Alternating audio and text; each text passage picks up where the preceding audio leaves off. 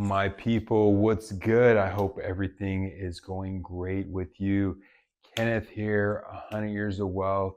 Thank you for tapping in. Let's do a quick NBA 2023-2024 wrap up.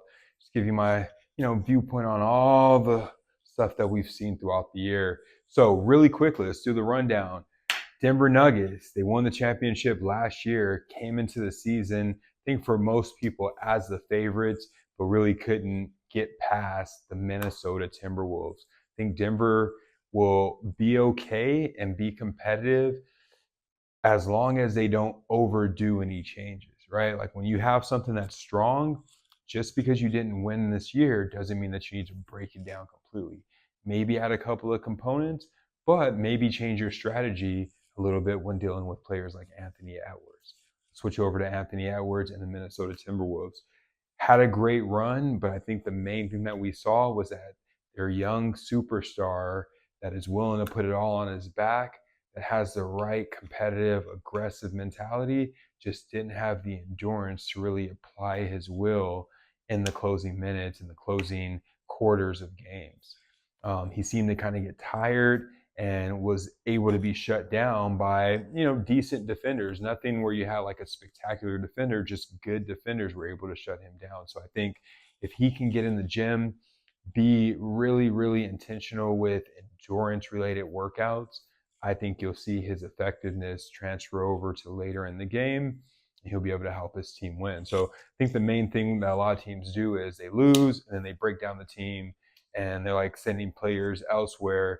Aaron Gordon's, they wouldn't send, let's say at Denver, they're not going to send their Jamal Murray or their Nikola Jokic, but they may start to send the third star or the fourth star to try to get some other pieces when those pieces may not fit as well as this person did. You might just need to make some adjustments to how you guys play in certain situations because a different matchup, they may have made it to the next round and won the Western Conference and possibly won the title, right? So I think that Denver will be okay. Minnesota will be okay. They just need to, increase their endurance, maybe add a couple of additional pieces. But I think that they're looking pretty good. You got OKC that just made a big trade. They traded Giddey for Alex Caruso to, Giddey to Chicago, Alex Caruso to OKC. I think that was a good trade. I think that Giddey is a good player, but I think Alex Caruso is more mature and has more to offer currently. And that could help Shane Gilgeous-Alexander get further quicker, I think. But Giddey's a good player too. I think he's just one of those players that needs to be stronger. A lot of that finesse Euro style play looks good, and it is good. But when you start battling people that are really ripped up, they can have just a physical impact that really holds your game back until you build that strength. We saw that with Dallas, Luka, Kyrie Irving, right? You can have all the skill in the world, but if players like Jaylen Brown and Jason Tatum can lock you down and put some physicality on you, it's going to be really hard. So, switching over to Dallas, I was saying this to everyone I was talking to. The problem with Dallas is that their speed, Kyrie Irving doesn't have any size, and their size, Luka Doncic doesn't have any speed. So when you have that combination, you're going to have two superstars that are stoppable, right? Like when you have a player like Kobe, a Jordan, a LeBron that has the skill and the speed, it becomes unstoppable. But when you just have one or the other, you're a Nikola Jokic that has the skill but not the speed or the athleticism, someone's going to figure you out. And that's going to make you stoppable. And that's the reason why Nikola didn't get this back-to-back ring, because he was stoppable. He wasn't able to be the dominant force he was at certain times consistently. So I think you got Phoenix, KD, Devin Booker. I think that as long as you have KD as your main guy or your best player, you're not going to win. He's a great player, great skill player, but to me, he's not a great leader, right? I think the only reason why he was able to win in Golden State was because the leader there was Steph Curry. Even during those years where they quote unquote, Kevin Durant was the best player, I still feel like Steph Curry was the team's heart and driver, emotional force, leader, charisma, character, all that. So I think that in Phoenix they need to they'll probably move away from him in the next year or so if they don't get far enough. But I would say a smart move would be while he's still a star, go out and get like a gritty player. You'd probably do better with a Jrue Holiday on your team than him, my opinion. Um, let's switch over to the Eastern Conference really quickly. I didn't go through all the teams, just kind of a little overview. Eastern Conference, Boston really showed up. They had a great year, but then in the playoffs, they were very, very impressive. I was very impressed by Jaylen Brown. For a long time, I have been reacting to the money that he got paid for this recent contract, and I was just like, does he deserve this? Does he have the track record and the resume to warrant paying him $300 million over? I think it was a 5 year or 6 year period. Well, after this playoffs where I watched him closely and I watched most of the playoff games that they played in, he definitely deserved it. He has a great shot. He's super athletic. He's a great defender. I think he has everything you want from a two-way player right now. And I think that if he can deliver this consistently, then he's going to put himself in the talks of some of the greats. I think that Boston did great. Congratulations to them on the championship. Even though as a Laker fan, we want to stay ahead of them.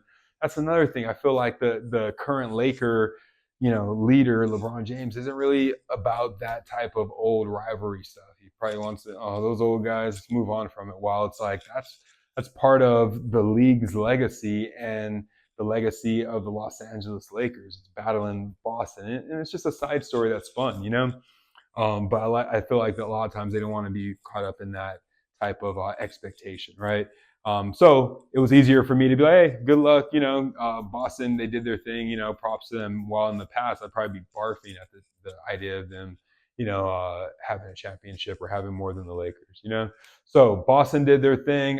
It was great to see New York, return to a position to where they're actually competing for a title.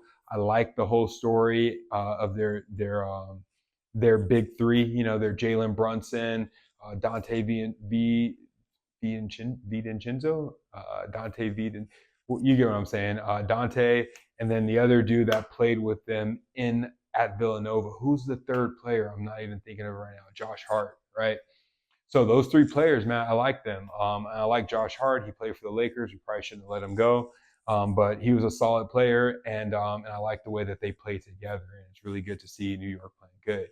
I will say this: next year, I'm sure their star player that used to be on the Lakers is going to come back. I was just watching a podcast with him today.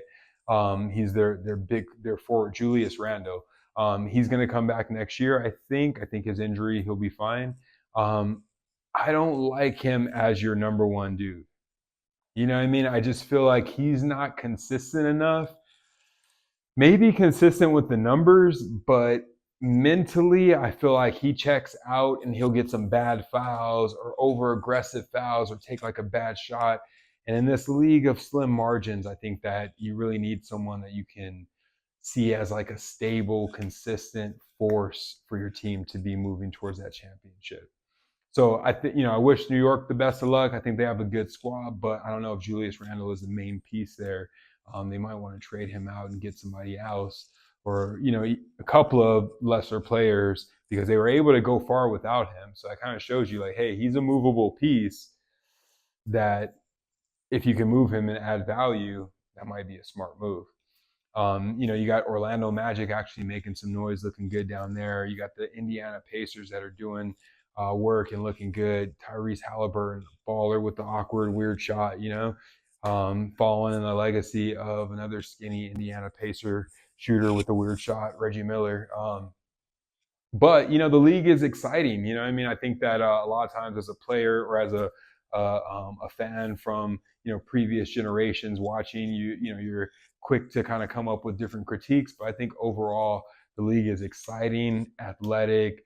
The storylines and the plot lines are there, even though they're changing from the previous years and the previous legacies. You're picking up new stars.